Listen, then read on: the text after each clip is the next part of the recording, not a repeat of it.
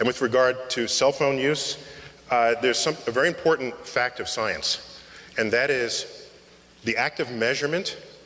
It's a fascinating thing, measurement, because you can never measure anything precisely. That is, with unlimited precision. You can only measure it with the uncertainties of your measuring device. And all you can do in the lab is try to constrain how uncertain that measurement is, but at some level it will always be uncertain. And here's what happens. If you're trying to measure a phenomenon that does not exist, the variations in your measurement will occasionally give you a positive signal, as well as a negative signal. If that positive signal is the idea that maybe A causes B, in this case, cell phones cause cancer, a paper gets written about that result, and then people get concerned that cell phones might cause cancer or power lines might cause cancer. This goes way back. And so, in fact, if you look at the full spate of these studies, even those that they thought not to publish because it was not a positive effect, there's some cases where, in fact, there's less cancer. And so these are the phenomenon of a no result. When you actually have A causing B, the signal is huge. It is huge and it's repeatable in time and in place. With cell phones, that repeatable signal is yet to emerge from the total experiments that are done on it. That being said, if you're worried, almost every cell phone they have the cell phones on your hip and you've got an earpiece. So just do that if you're worried. But otherwise, I can either say the jury is still out or the experimental results are consistent with no effect at all. We got the Big Bang. That's been going for a while. Now, not everybody's happy with the Big Bang. You found this billboard. So apparently, God isn't happy with the Big Bang. I would have thought he'd be totally cool with it, but apparently not. I found this bumper sticker in New Mexico. The Big Bang Theory. God spoke, bang, it happens. This one is okay with the Big Bang, but that God did the Big Bang. So people are still trying to wrestle with this. Here's what we know. This is the entire universe in one slide. Quantum fluctuations, birth, an entire explosion, rapid expansion, we call it inflation. That's an idea that came about in the 1970s when there was inflation, severe inflation in our economy. So the word had a lot of currency back then. Now it's like you're inflating a tire, like what are you doing, There is the baby picture of the universe. That's that sort of aqua surface there. That's sort of the imprint of what happened in the very earliest moments, writ in the background sky. There it is, the cosmic microwave background, a record of the earliest moments of the Big Bang.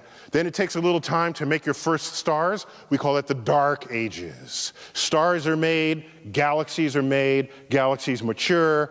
We come up to the present day, 13.7 billion years later, and that telescope, we can't see the whole name, it's called WMAP, Wilkinson Microwave Anisotropy Probe. They clearly didn't want anyone to pronounce that or remember it. I would just call it the Big Bang Machine. That made this measurement. And so it's a pretty coherent picture that we have of the origin of the universe. And here's that map that the space probe shown. And so this is a record of the earliest moments of the universe. And it tells us what the universe was up to. And data agree, we're all pretty happy with this, and we're kind of moving on. People say, well, have you found life yet? No. Well, that's like going to the ocean. This has been said before, taking a cup of water, scooping up and saying, there are no whales in the ocean, Here's my data, You need a slightly bigger sample. If you look at the chemical ingredients of life itself, you remember from biology class, we're mostly water. And good old water is H2O, 2 hydrogens, 1 oxygen.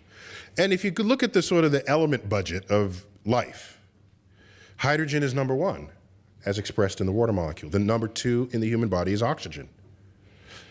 turns out. Number 3 in the human body is carbon. 4 is nitrogen. 5, you find on all lists, is other. Okay, now if you go to the universe, that's the O on the periodic table. You didn't know that? That's not for oxygen, it's for other. So you go into the universe, number 1 ingredient in the universe is hydrogen.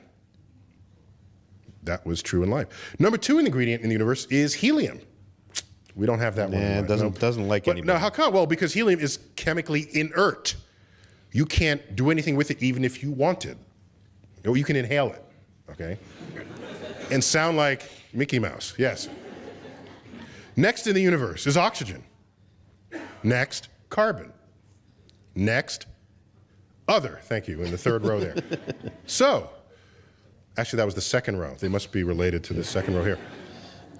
We are 1-for-1 matchup with the most abundant ingredients in the universe. Of these, carbon is the most chemically fertile element in the entire periodic table.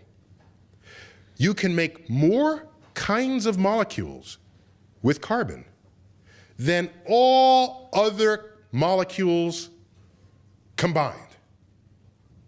So, if you were going to experiment through the forces of nature with complex chemistry, and you had to pick an element to base it on, carbon is your man. Or your woman, however that goes. Okay, so what I'm saying is, given what carbon is capable of doing, perhaps we shouldn't be so surprised that there's life, because we are carbon-based life. We're just another one of the things carbon has rolled up its sleeve. Maybe life is inevitable, given the abundance of carbon and oxygen and nitrogen and hydrogen in the universe. Try to invert that view. Otherwise, you're left thinking, hey, we're special. You know I would give you right to say you're special? If life on Earth were made of an isotope of bismuth. That stuff is nowhere in the cosmos, and then we're made of it, we're special. Okay? But if we're the most common ingredients of the matter that we know and love, you don't have an argument. I read a book, Consolation of Philosophy. The main guy, Boethius, is condemned to death. He has everything taken from him. All he has is his reason and his sense of self. Not even that. But he attempts to console himself to this execution by reasoning that the world has order, that there is something that keeps things together. And he uses his reason to try and get to the root of why he should be at peace at death. The problem is, his source of origin is a belief in God. What would you do?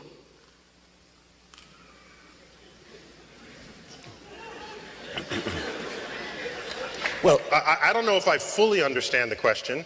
I do know that if he's about to be executed...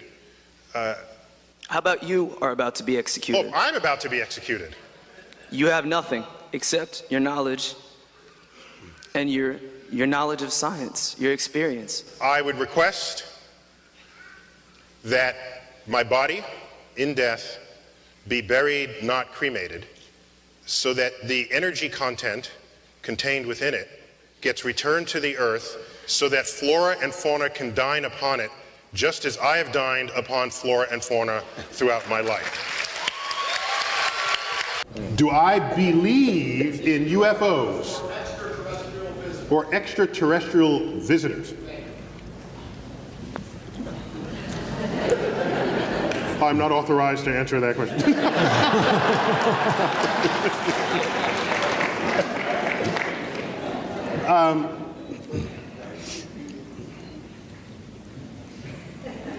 Where shall I begin? UFO. First, remember what the U stands for in UFO. Now, there's a fascinating frailty of the human mind that psychologists know all about, and it's called argument from ignorance. And this is how it goes. You ready? Somebody sees lights flashing in the sky. They've never seen it before. They don't understand what it is. They say, a UFO. The U stands for unidentified. So they say, I don't know what it is. It must be aliens from outer space visiting from another planet. Well, if you don't know what it is, that's where your conversation should stop. You don't then say, it must be anything. Okay? That's what argument from ignorance is. It's common. I'm not blaming anybody. Psychologists know all about it, and it may relate to our burning need to have to know stuff because we're uncomfortable, steeped in ignorance. You can't be a scientist if you're uncomfortable with ignorance, because we live at the boundary between what is known and unknown in the universe. Unlike what journalists write. You ever see journalists? Any journalists here? You go to journalists. You go to journalists.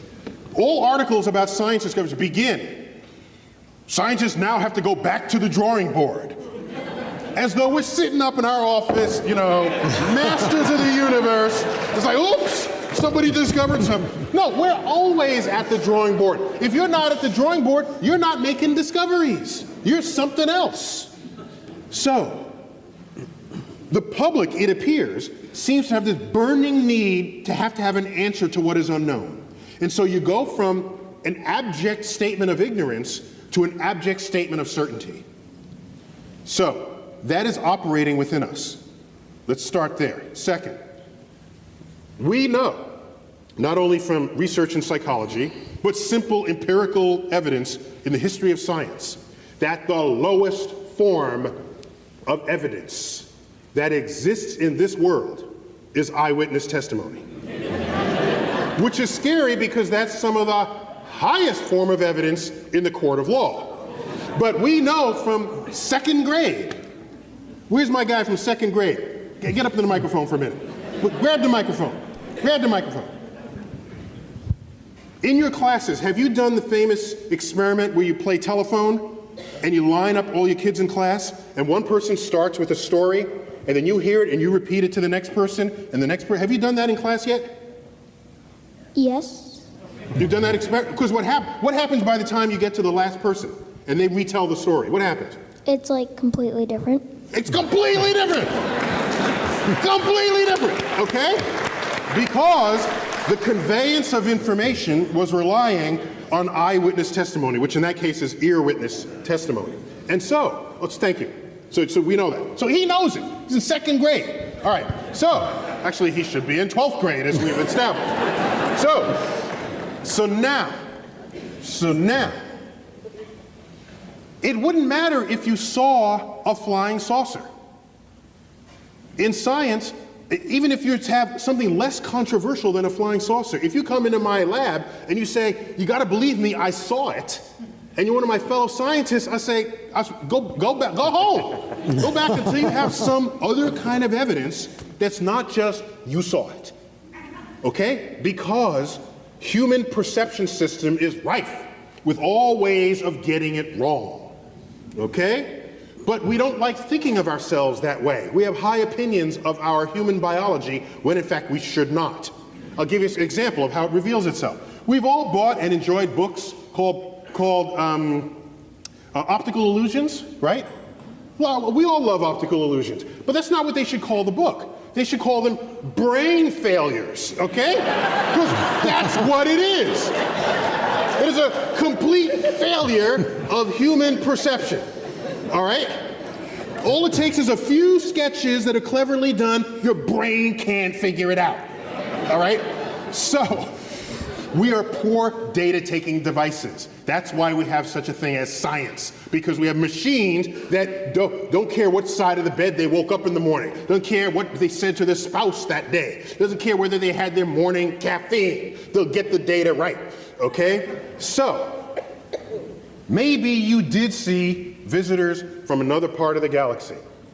I need more than your eyewitness testimony. And in modern times, I need more than your photograph. which Photoshop probably has a UFO button today. Like, stick it in, right? So, on your computer. So, here's what you do. I'm not saying we haven't been visited. I'm saying the evidence thus far brought forth does not satisfy the standards of evidence that any scientist would require for any other claim that you're going to walk into the lab with. So here's what I recommend. Next time you're abducted, because I'm ready for this. I'm ready, okay? I get abducted, I'm ready, okay? So you're there, you're like on the slab, because they always do like the sex experiments on you, on the flying saucer. So there you are, and they're poking at you. Here's what you do. You ready? You tell the alien, you're gonna be alien for this, right? So you're poking me, all right? So then I say, Finally, I'm on this side of the equation. okay, so I say, hey, look over there. And then he looks over there, you quickly like snatch something off the shelf, put it in a pocket, and then lay back, all right? Then you're done, you come back, and you say, look what I got. Okay, I like stole the ashtray off the shelf of the flying saucer.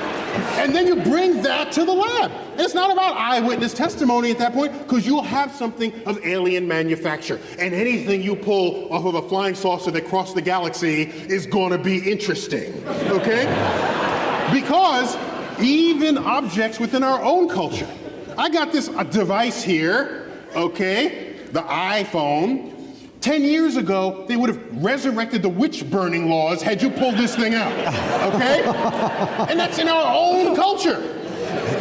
Our own culture produced this over a 10-year span. So if there's some technology that crossed the galaxy, that's gonna be some serious stuff to look at in the lab. Then we can have the conversation. Until then, I can't, I'm sorry. Go ahead, keep trying to find them. I'm not gonna stop you.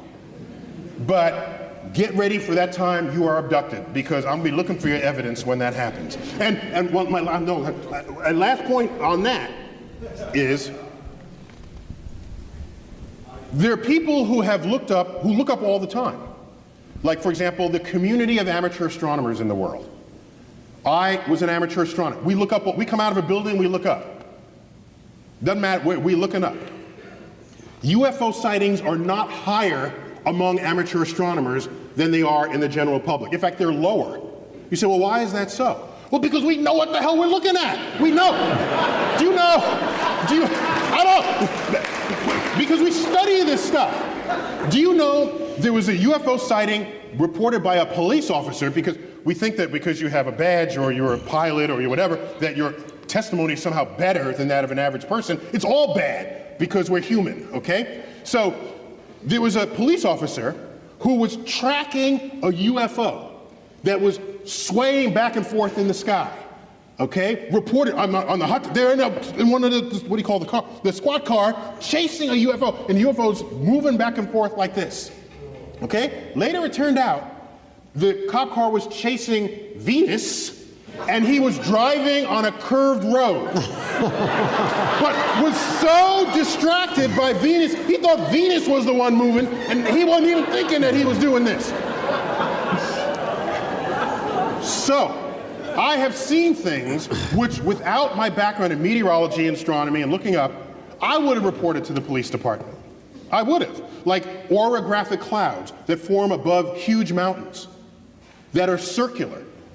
And they're above a tall mountain, which means wherever you are, the sun can set for you before it has set for the cloud, darkening the skies, yet the cloud is now illuminated by sunset colors, which are what? Red, yellow, orange, and it's circular. There have been reports of hovering circular UFOs with light beams on them because people are looking at this cloud formation on top of mountains. So, maybe we have been visited by aliens. Maybe they've even landed. But why do they land in like the farmer's yard and not like Times Square, all right? And then I worried, like maybe they had landed in Times Square, but nobody took notice. You know, because that's the really big problem there. And so there's a huge answer to it because there's a lot built into it. So here's another concern I had. Oh, you said about movies earlier? Remember Close Encounters of the Third Kind? Absolutely. Remember that? And the aliens come in this big flying saucer? Sure. Okay, and what do? We turn on runway lights for it. I'm thinking, flying saucers don't need runway lights. They're flying saucers, for goodness sake. If you put a bullseye or something. Didn't need them when we landed on the moon. Don't put runway lights for this thing. Then, when you go to Roswell and there's like crashed flying saucers, I'm thinking, if the alien came across the galaxy and couldn't land a damn spaceship, I don't want to meet the aliens. They're stupid aliens, all right? You at least land on Earth, for goodness sake. Don't tell me you came across the galaxy, you can't land on Earth? Go home. Bring me somebody who can, then I'll have the conversation. Anyhow, so those are my opinions on the subject.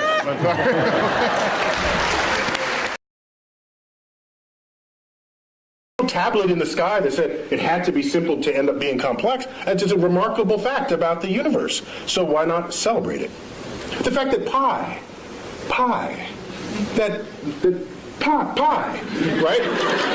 Let's say the numbers together. 3.1415926. We got a few. That's pretty good. That's a nerd fest. We got a geek thing going on over there. Not bad. The fact that you take a circle of any size, a circle the size of the universe itself, and divide it by its own radius, and you get that number, that's beautiful. I have to pause, and I get misty thinking of this. I'm sorry, that's just... Another one, that the atoms and molecules in your body are traceable to the crucibles in the centers of stars that manufactured these elements over its lifespan, when unstable, on death, exploding its enriched guts across the galaxy, scattering it into gas clouds that would ultimately collapse and make a star and have the right ingredients to make planets and people. Which means we are part of this universe. As I've said many times, and goes back, not only are we in the universe is in us. That is a profound concept. And I think it's the greatest gift that astrophysics gave culture in the 20th century. Yeah, that's better music here. The face on Mars. Da, da, da, da. So everybody got excited. Well, sorry, not everybody. Those people who were sure that life on Mars had a simian face, okay? I mean, think about it. Most life on Earth does not have a simian face. Most life on Earth doesn't have a face, all right? So life with which we have DNA in common. All life on Earth has DNA in common. Now you're gonna go to another planet and it has a face? The only things on Earth that have faces are like vertebrates have faces. That's a vertebrate face. So you want to say that there are vertebrates on Mars and they're simian in their biology. Well, there's only one thing that looks like a face, no matter the camera angle. And what is that? A face, yes. So we go back at another time, and this is what it is at another time with higher resolution. It looks less like a face.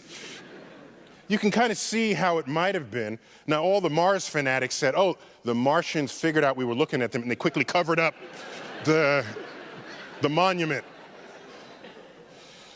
Then you go back again, and it's like even less like a face. So the Martians have continued to cover this up, apparently. So more on that later. But in fact, I do have the first evidence from the rovers. This photo, in fact, has been kept from the public till I have special connections to NASA, as you heard in the introduction. So this one was the first image taken by the rovers, and it's been suppressed by NASA ever since. Right. So I thought I'd share it with you guys because, like, you know, you're my people tonight here. By the way, if you're looking on Mars for faces, why not look for other things that are familiar? You know, you only see that as a face because we have a face. And familiar things are what you pick out, even if they're not really there, right? When you look up in the clouds, you don't say, oh, I see a lobster. No. Has anyone ever said they see a lobster? No, you say, I see Abe Lincoln or George Washington. You're looking at sort of familiar iconography of our culture. And so let's find some more familiar iconography in the Martian terrain. There's the Valentine crater. There you go. We got one of those. How about the smiley face crater, right? So if you look hard enough, you can find stuff and call it whatever you want. 1920s, which was a watershed decade in the history of science. In that decade, we discovered that not only our galaxy, the Milky Way, is not the only existence of anything in the universe, that there are other Milky Ways out there. That recently? 1920s. Was it just the optics didn't exist for that? We needed a big enough telescope, and Edwin Hubble wielded all the glass that necessary to accomplish that back in the 1920s. He said Hubble, before the telescope, was a man and had his own telescope, the biggest of its day, and he made that discovery. That there were these spiral fuzzy things in the night sky. We thought they were just local to us. They're whole other systems of stars. 100 billion stars unto itself, outside of our system. Not only was that discovered in 1926, 1929 he discovers that the universe is expanding, which means it may have had a back then, it may have had a beginning.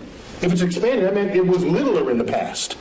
Well, there must have been a day when it was all together in the same place. Thus was born the Big Bang. Okay, so now, also in that decade, quantum mechanics, quantum physics was discovered. That is the science of the small, the science of electrons, protons, neutrons, particles, nuclei. At the time, you'd say, this is just physicists burning tax money.